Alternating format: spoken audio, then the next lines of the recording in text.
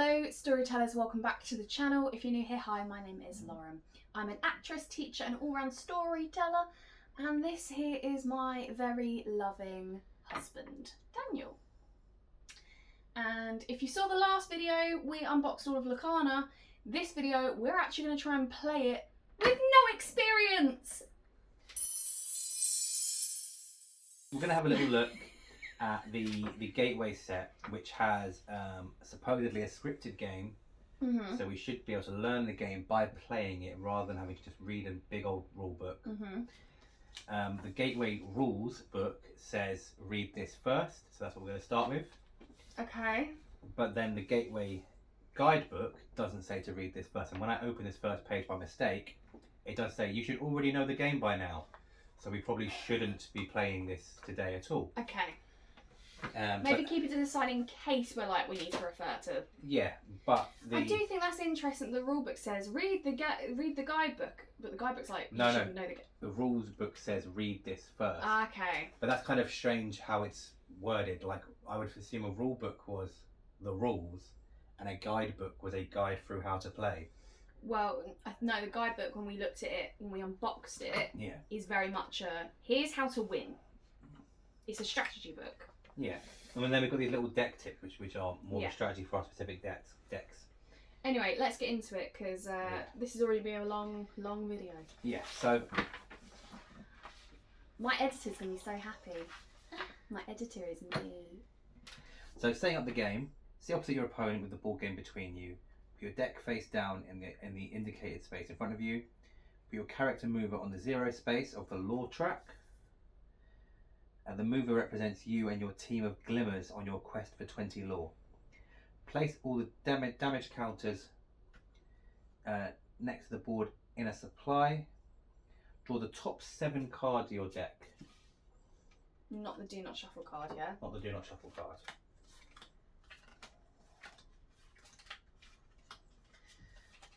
And then it has a little picture down here of what cards you should have if you wish to reference it.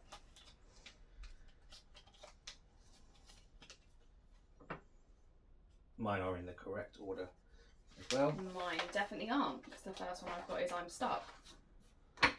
So what? Did you take out the expansion pack? Nope. Cool, then the first thing you should do is take out the expansion pack, should be the first thing you told me to do. The object of the game. The goal of the game is the first player to get 20 or more lore. The most common way to gain lore is by playing characters and sending them on quests. The cards. Your deck has 2 types of cards, the characters and the actions. Characters have a number on the right hand side indicating their strength and willpower. Actions have the word action in the bar below the card's name. We know that part. There's also a breakdown of the parts of the card. So I can pass over to you in a minute if you want to have a little look at that. What? What? It's a breakdown on the different parts of the card. Oh, no, I figure out as I go.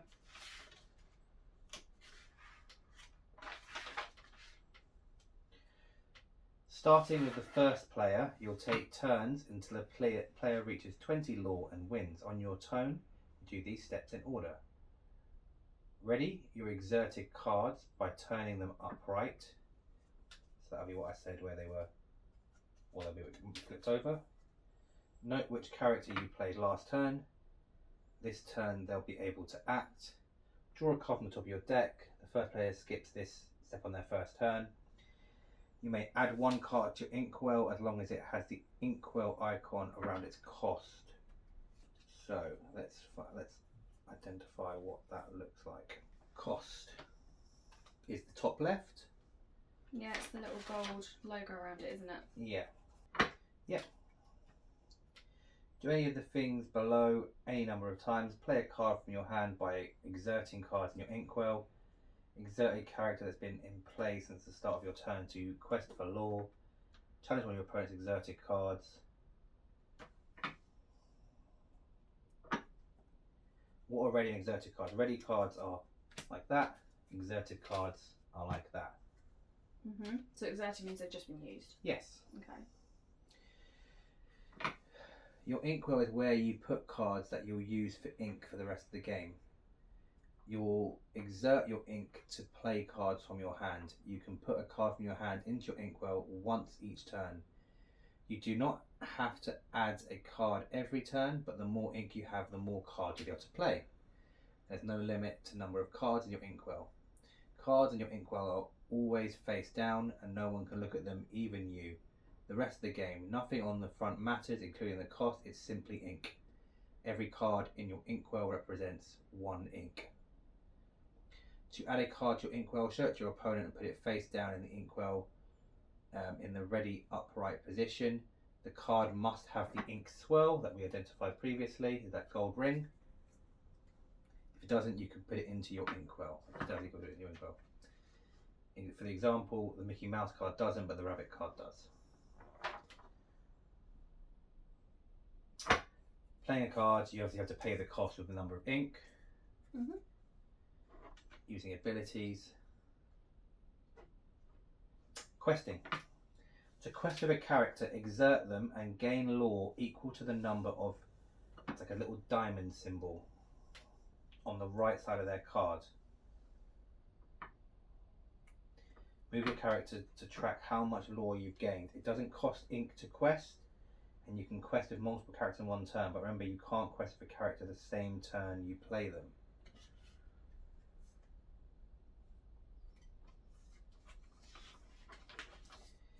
Using abilities.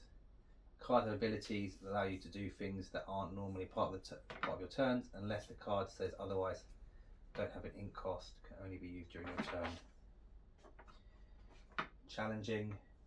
Questing is how you win the game, but sometimes you need to slow your opponent down. This is where your challenge comes in.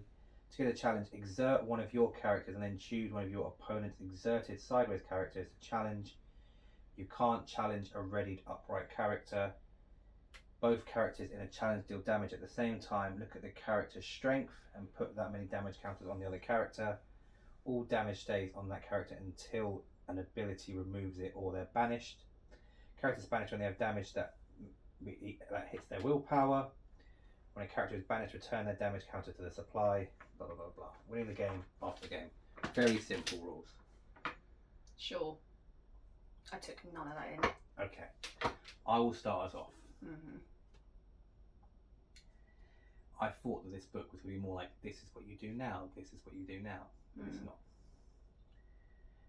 Okay, so my turn starts. I'm ready. I have no cards to turn upright.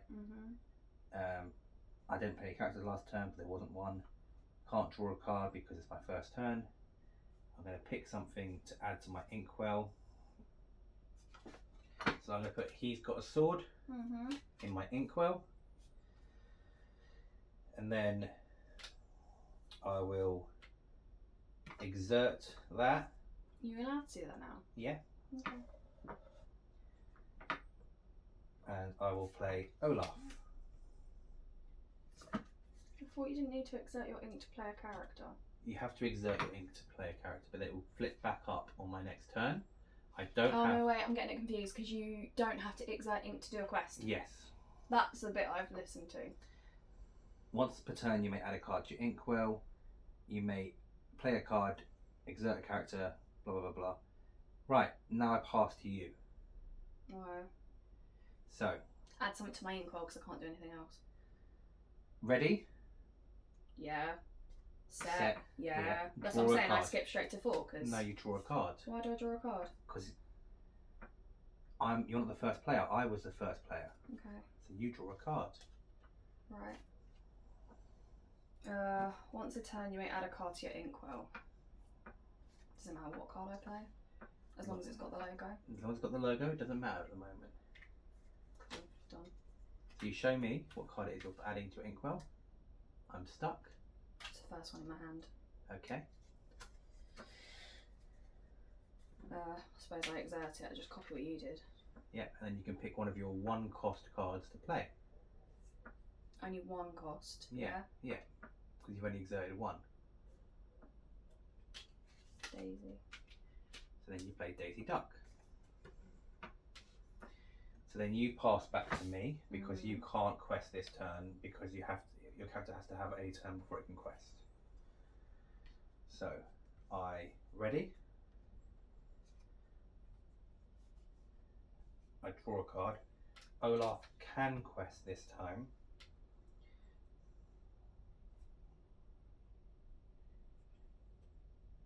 What does it mean by quest? So quest means I take that symbol. Some cards might have more than one of those. Yes, like rabbit has 2. Yeah. And I move that many spaces up. Okay. Right? So you're questing, so you'll move 1 space up. Yes, but you can challenge my quest. And what does that do? We deal damage to each other, and once your willpower is depleted... You need to simplify. I don't know what damage is. We'll get there. Cool, because you're saying, oh, I'm going to go on a quest, and now I'm debating, well, do I do something about it? I'm not going on a quest yet. You said you were. You said Olaf can quest now. I said Olaf can quest this turn. Oh, okay. I thought that was you saying, I'm going to quest now. And I'm like, well, what do I do? Okay. So, I'm going to play Aurora in my inkwell. And then I'm going to exert 2 to play Anna. Now, we'll give an example here, yeah? So if I choose to quest with Olaf, you can choose to challenge with Daisy Duck. You would also tap Daisy Duck. Now it doesn't say that it stops my quest from happening as far as I can tell, but what would happen is that 1 damage counter would go onto Daisy Duck because Olaf has a strength of 1, and 1 damage counter would go onto Olaf because Daisy Duck has a strength of 1. They both have willpower of 2 and 3. Once there's 2 damage counters on Olaf, Olaf will go to my discard. Once there's 3 on Daisy, Daisy will go to your discard. Okay. Okay. Yeah? Yeah, I think I get it. Okay. For act, it says any number of times, so you could do this as many times as you want. If you have enough. Yeah, I know, I'm just... Yeah. It's interesting. Okay, my go, so fix up, look sharp. Yeah. Inkwell with stitch. Okay. Did you draw? No. Play a mini. That's my go over. Okay. So I will ready. Oh, well, I mean, I'm turning them, but like, yeah, there's no point. I will ready. I will set, I will draw. Okay. So I'm going to add Pascal to my inkwell. And then I'm going to exert 3 to allow me to play Mickey Mouse. And it has an ability. When you play this character, you may put the top card of your deck into your inkwell face down and exert it. It was Elsa, but she'll go straight in, exert it. This turn I will quest, so I will tap Olaf to quest. Are you going to challenge that? No. Okay. So I'll move up 1, and I'll tap. Oh, okay. Anna, and her ability says if I have another hero, which these, let's just notice here, it says Dreamborn Hero Detective, and I get an additional one of these, so I would move up 2. Are you going to challenge Anna? Yeah, I guess so. Okay. You're going to challenge with 1 card or both cards? Both. Cool. So you tap those.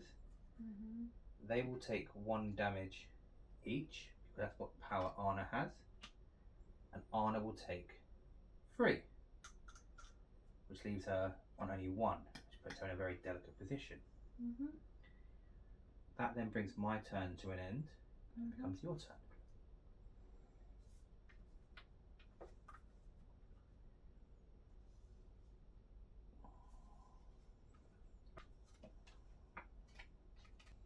Adding stitch to my inkwell. Okay. And then I'm going to use all 3 of them to play Maleficent. Okay, cool. When you play this character, you may draw a card. And I'm going to send Maleficent on a quest.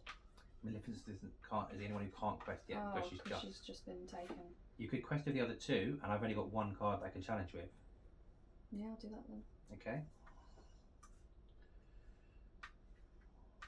Just turn the card thing is a waste of time. So then you go up 2. Not going to challenge it. No, not with my Mickey Mouse. Fair enough. Can I go over? Yeah? Yeah. So I reset.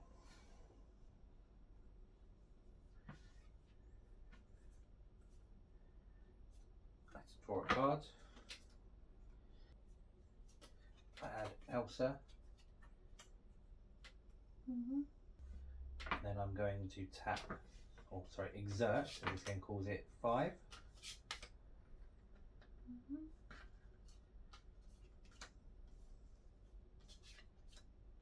In order to play Rapunzel.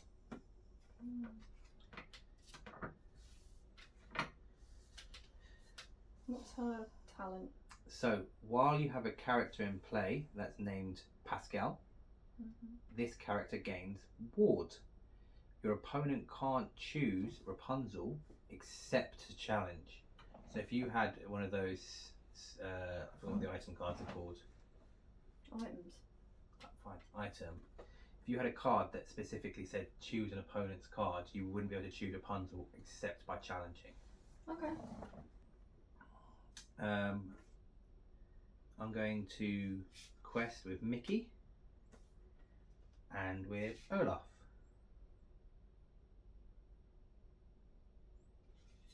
I can't challenge you on that because you've gone above my number, haven't you?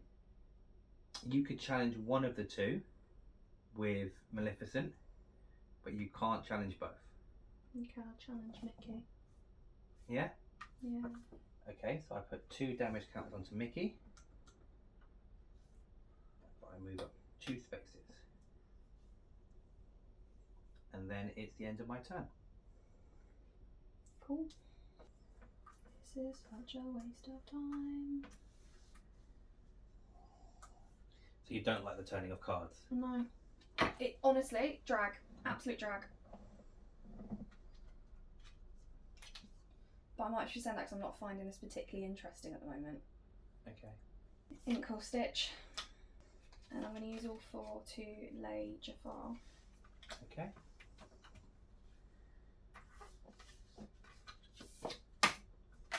You get the point.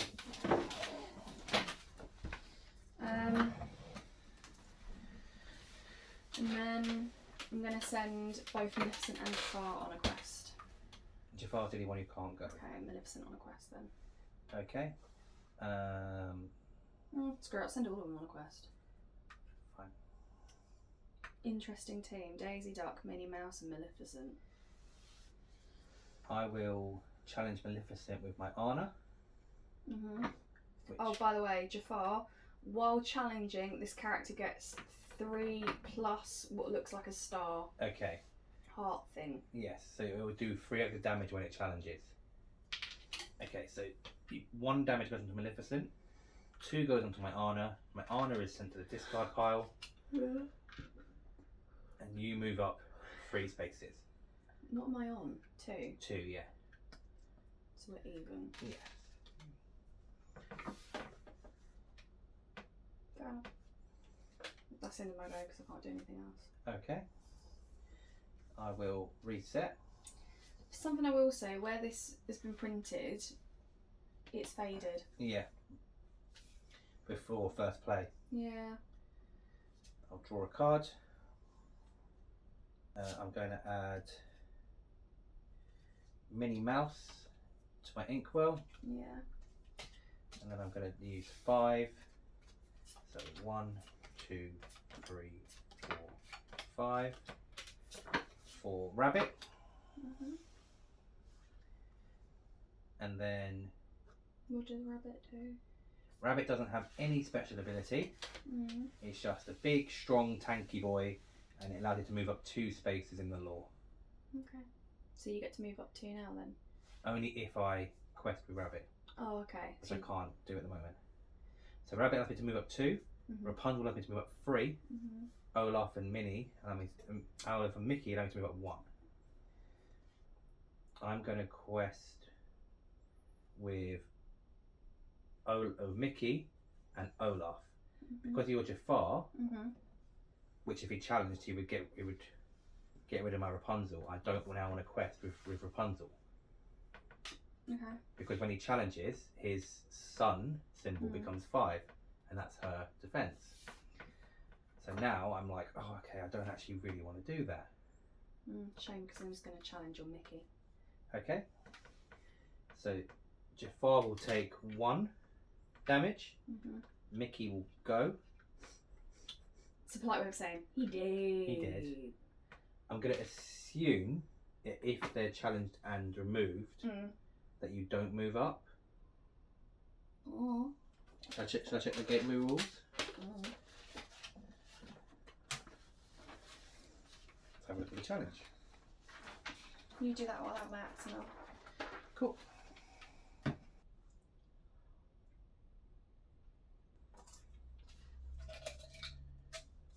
Health. One thing I don't like about this. Do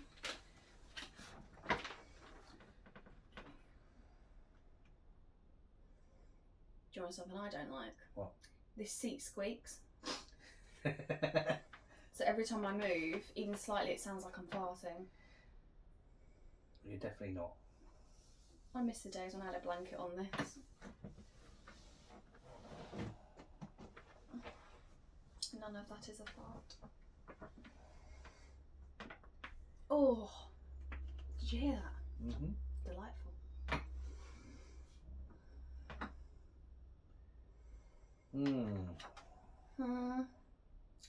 I think we've been playing this wrong. But how so? Questing is how you win the game, but sometimes you need to slow your opponent down. This is where challenging comes in. You begin a challenge, exert one of your characters, and then choose one of your opponent's exerted characters and challenge them. You can't challenge already. Both challenges deal damage, blah, blah, blah, blah. So this is kind of suggesting that you challenge on your own turn, which would be very different to other card games I've played previously, but would suggest that on your turn, you can pick to, so I could effectively pick Rapunzel to challenge Maleficent on my turn, right? But only after you've already done your questing and... I think that's a silly move. Yeah. Because then you're having to wait for your go to remember what they did and then backtrack them, so then you're going up and down this board like a yo-yo.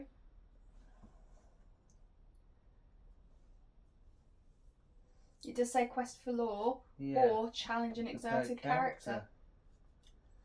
So yeah, it's meant to be on your turn. Very silly rule. Yeah. Can we play it how we've been playing it? The way we've been playing it, and just, you know, annoy the internet. It's more how Magic the Gathering is played, which is why I assumed it would be played that way, because I'd heard there were a lot of similarities between these games. Interesting. How do you want to do it? Do you want to do it their way or our way? I think let's finish how we've been doing it our way. Yeah. And then we'll play another game another time, the correct way, once we've read through the rule book. And we can talk about all of our feelings about the game. So you can just put some clips of this in rather than the entire thing. Yeah. Or we could just play it once. We're playing this more than once. Okay.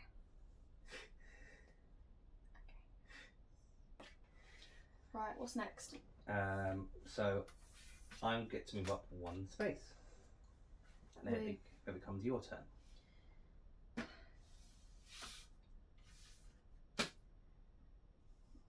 Do you know what I think you should do instead of this whole tapping, moving cards? Just have a counter. But you still got to pick them up every turn. I still think it's so much easier. So much easier. This is a faff. It is something that I'm deeply disliking about the game. Okay. Like, it's making me not want my go. Because I just can't be bothered. I'd rather it just be, I've used this card and maybe like I slide it forward or something. Or I tuck it down, or there's a counter. Like, the twisting of the cards, it's messy. Okay. Like, Tucking them so works. messy. Just, I think that I think there is a better way to do the exact same action and it not be so messy. Mm-hmm. Particularly as you're playing with like a little kid. Stuff's gonna go flying. Anyway, all my cards are turned up right. I'm going to take a card.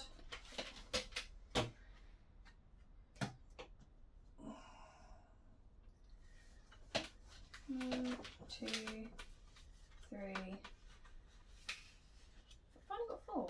You can add to it. It's not the problem. That's not the problem. I know I can add to it. I know exactly what I'll add to it. The problem is that I've got one on which to play, but I'm a bit short. Okay. Olaf is being turned into ink. Ink, yeah. Which now means I have 5. So I am going to play Winnie the Pooh, the Honey Wizard. Oh, cute. Yeah. Oh, I forgot to draw a card. Did you? Yeah. Okay. Did I? Don't worry. Doesn't matter. Let's carry on. No, it doesn't matter. I'll go with that.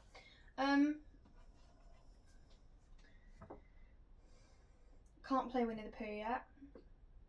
No. Winnie the Pooh can't be. I'm going to use Jafar and Maleficent. They're going to go on a little quest together. Little questy quest. Yeah. So that means you move up 2. As long as you're not challenging it. I'm not challenging it at the moment. So am I on 7, you're on 6? Yeah. Again, this is too tight. Yeah, it is. For 2 counters, do you know what they'd be better off doing? If they did it like a... They could still do it the shape, but if they did it a grid. So 0's in the middle, but there's a space here and there's a space there. And we have our own blocks that we follow up and down. Or just 20-sided dice. Yeah. Just roll it up 1 each time. Yeah. But I would argue then that's more items to have for the game. Mm-hmm. I think if you just print it on the board,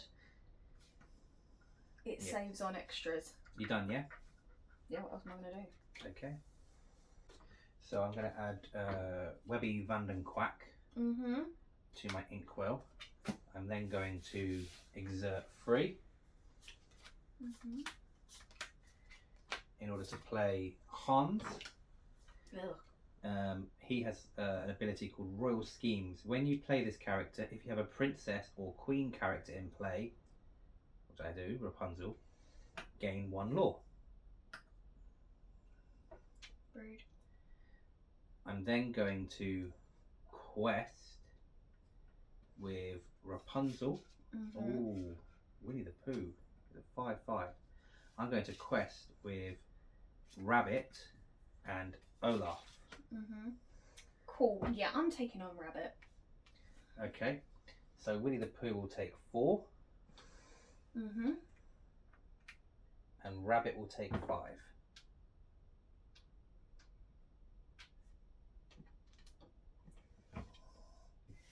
But I will move up 3 spaces. Oh, that's not me. That is me. There we go.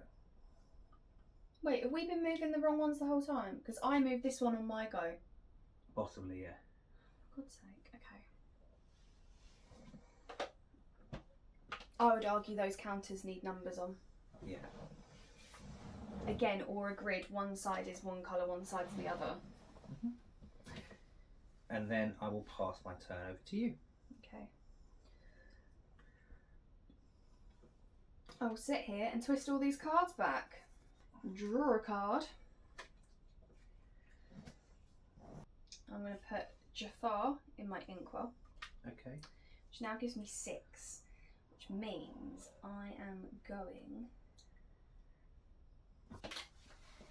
going to play Christopher Robin. And exert all 6. Cool. Christopher Robin. Whenever you ready this character, if you have 2 or more other characters in play, gain 2 law. Ooh. So as long as I've got 2 in play. But you have to ready him. Yeah, so beginning of every go. Yeah, so when he's turned up, right? Yeah, you gain 2 law. So is it every time I use him essentially? Yes. So I have to. You have to tap him, and then when he's you have to exert him. When he's unexerted, you will gain 2 law. Okay. Then I am going to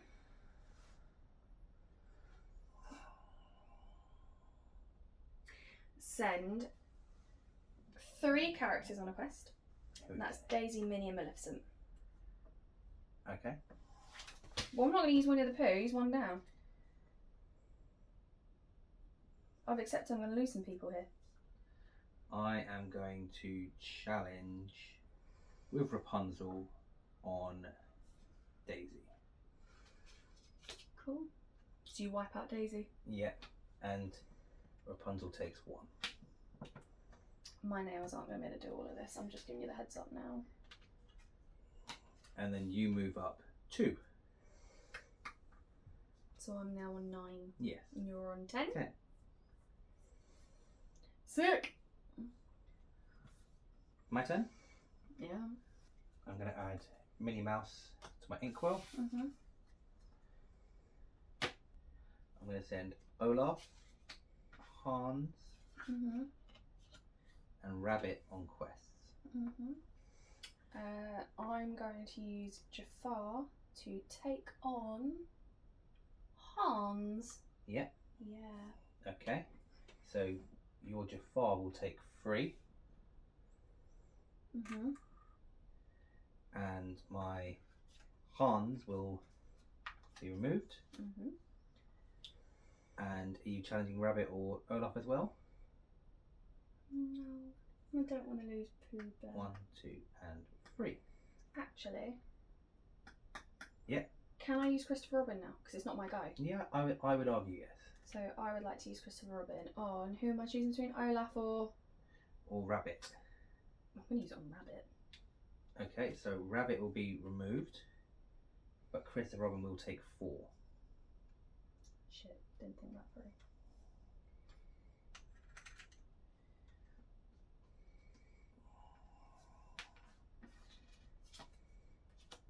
So you go up 1. 1. So on 11. Yeah. My go? Your go. Well, because I'm readying him, I get to move move up to forward 2, 2. so I'm now matched with you. Yeah, correct. Oh, I have a headache. Yeah? Yeah. Right. Make sure you draw.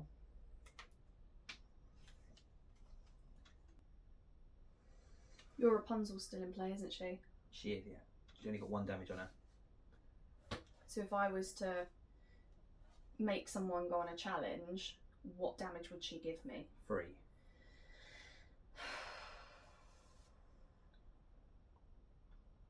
So no matter who I challenge, you're going to wipe out. I could wipe out. If you quested everyone, I could pick 1 and wipe them out.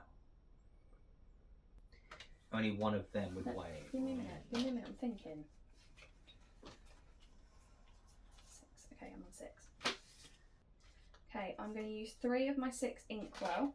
Yeah. Because I'm not going to add to it this time. So 1, 2, and 3. Yeah. To play Mickey Mouse. Yeah. And then I'm going to send everyone but Mickey Mouse on a quest. Okay.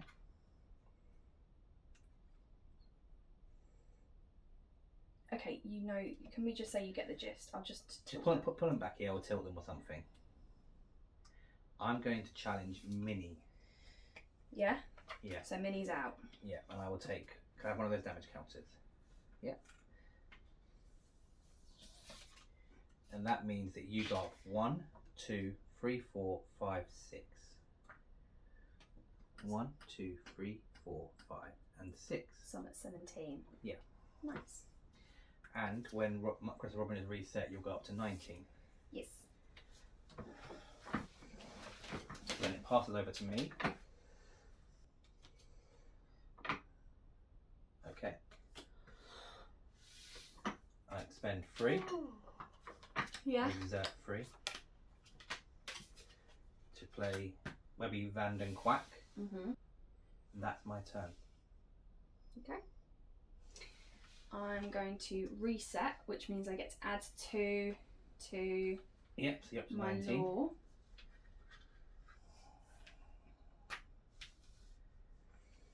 I'm going, if I use 2 inkwell, can I play 2 cards? Yeah. Cool, so I'm going to use 2 inkwell. Hold up. It's the number in the top right corner, isn't it? Yes. Top left corner. Okay, here. Use 4. 1, 2, 3, 4. Yeah. And that is so that I can play Merlin as a rabbit. Okay. So they are deserted. Yeah. And then I'm going to send everyone on a quest. Okay. So 2, 3, 4, 5. So I'm going to challenge. You get the deal. I can't bother to turn them on. Yeah. I'm gonna, apart from Merlin. Yeah. Merlin can't go. Merlin, I'll just leave off the side of the board. So if I challenge Christopher Robin with Rapunzel, they both go.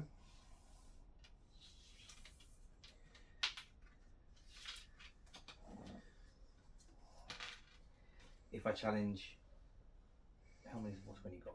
4 on him. Challenge Winnie with Olaf, they both go.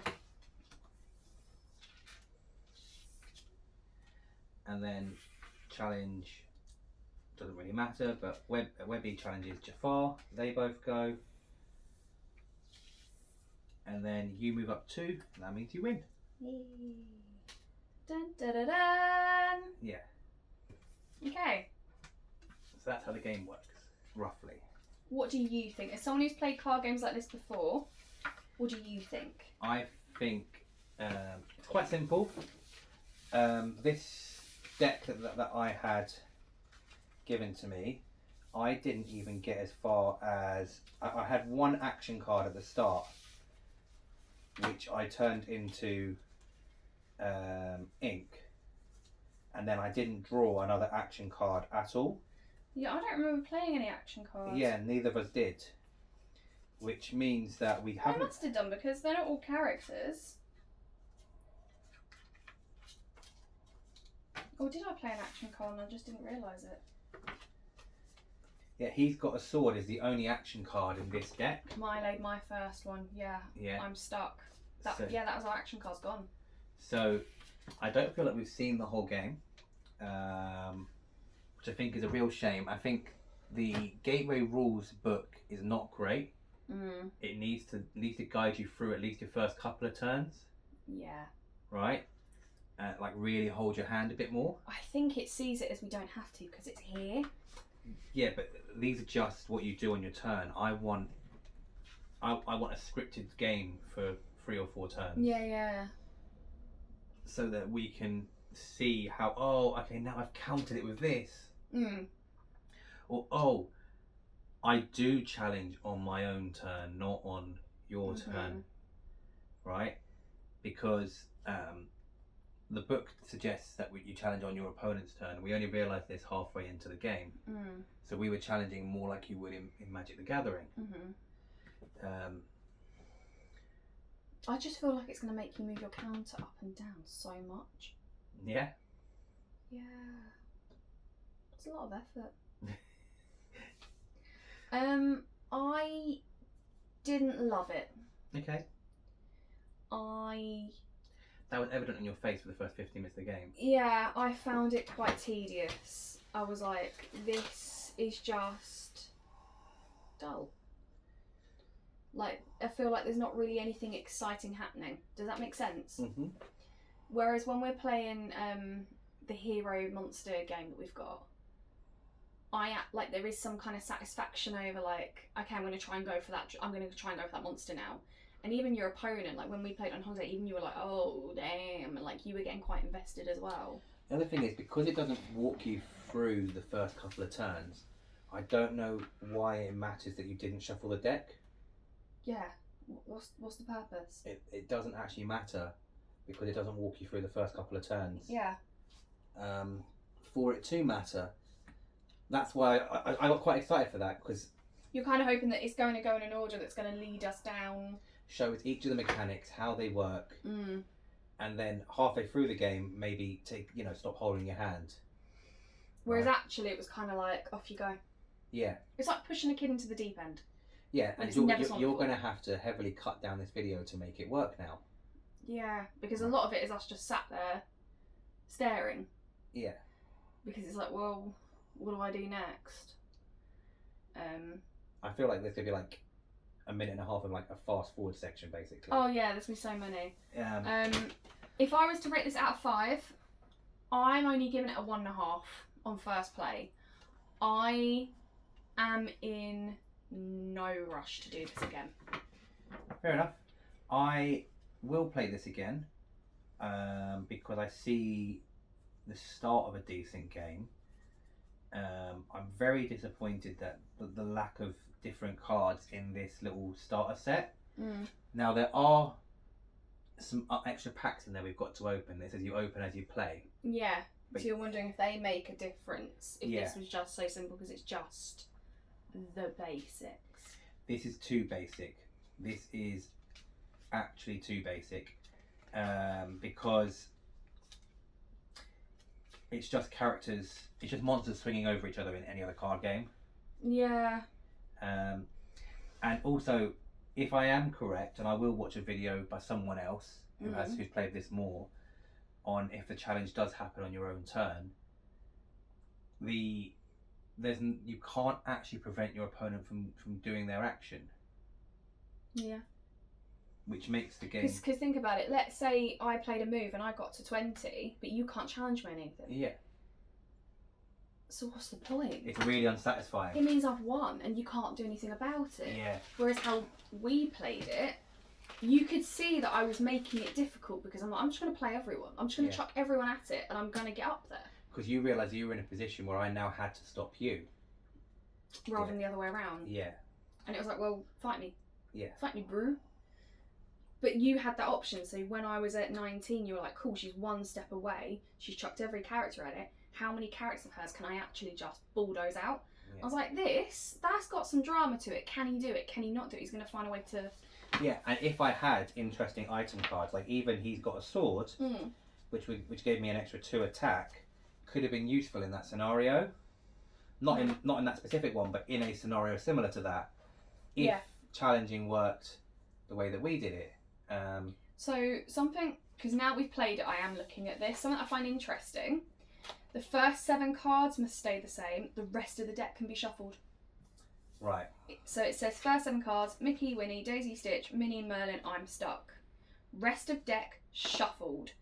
So it does say after that, have at it. But they're the first 7 you should start with. So I'm wondering if that would make a difference as well. Because we didn't shuffle it because it says, do not shuffle. Yeah. But also this guidebook literally is what it says. It goes through every card in your pack. Yeah.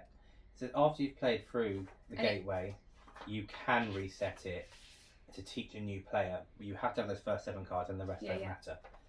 Which is interesting considering that, again, there's only 1 card in the whole deck that isn't a creature card in other games. Yeah. Creature, monster, whatever you want to call them. But yeah, this little booklet, they go through the cards that say less damage. What's a good combination to combine together? Which one of the ones they recommend, I played. The ones that have more strength, more lore. Yeah. So they do give you some tips on like these are the cards out of your deck you should be looking for. But the way I see it is every card should have some worth. Like even the ones that are low on cost and ability, that's great because that means I've got stuff to put in my inkwells, so they're still useful. I got to a point where I had a 4, a 6 and a 5 and that was always in my hand. I did not want to put those in my inkwell. And I didn't because I'd had enough that I could play one. But if I only had 2 in my inkwell and they were the only cards I have, I'd have to give one up. And that gives some dynamic to the game, but that never came out because by the time I got to those higher cards, I only had those cards I already had... Whereas if they were shuffled in and I got one of those early on, I was like, well, I've got nothing else I can play. And maybe this is... That might add some more dynamic. A hangover from me playing like Magic the Gathering, but like in Magic the Gathering, the more land you have, you basically, like if you have land economy, so you have more land than your opponent, you're in such a strong position. So every time I was like, oh, let's just put something into the inkwell. But then there was no card that allowed me to draw really and make use of that. Because at one point you had like 7 in your inkwell and I had 4. Yeah. And I was like, I think I've messed this up. Like, because I'm watching you go for more inkwell. I was like, well, maybe I should be doing that. But because I didn't do that, and I took a little longer, it meant I was able to play all my cards at once and boom. Yeah, because ideally in these kind of card games, the situation, especially where you've got a resource like Inkwell or like land, the ideal situation to get yourself in is to have 10, 12 resource and then have a cost 5, a cost 4 and a cost 3 in your hand and go, bosh, there you go, have it. Also want to point out, we didn't need any of the other tokens. No, we didn't. Literally, they're redundant. We could use the freeze, but we could use, but they were redundant. Yeah. So I've given my rating. I still think it's a 1.5 on first play. I'm stressing that now. I will play it again. I'm not in a rush to. I will play it again, and I want to see if maybe shuffling the deck makes it a little bit harder, or maybe adding a pack into it makes it a bit more difficult. Yeah. Or just add some more dynamic to the game so it feels like it's got some kind of like chase and response kind of thing. Yeah. What's your score on first play out of 5? So of the game, out of 5, I'd give it a 3, right? Of the set, I would give it a 1 because I feel like the game. I think it is the cards that are not just the cards. I think it is the Gateway rulebook. I don't rate it. Yeah. Maybe we need to sit down and have a look more of a look through the guidebook. Yeah, go look through the guidebook. I'll watch a few videos of a game actually being played, and then we'll play another game and we'll talk about it again. Yeah, and see if our opinions changed. Yeah. Anyway, thank you for watching. I hope this wasn't boring, and that I've cut out all the silent bits where you and me are just staring at each other. Yeah. I think literally just fast forward that bit. Yeah. Please like and subscribe. There will be some more entertaining content coming. It will get more entertaining. Daniel has actually already bought the Pokemon version of this, which we're going to unbox in the next video, and then we're going to play that and compare, because obviously Pokemon's much more well established, and again, I've never played it, and you haven't played it for years. I haven't played it for over 20 years, and I'd be really interested to see if that version of this kind of Gateway book actually takes you through a few turns of a game. Yeah. We'll see how it goes. Yeah. Right, peace out. Peace out. I really didn't enjoy it. I gathered when you looked like you wanted to stab me 5 minutes in, you're going to look like so uninterested in your video.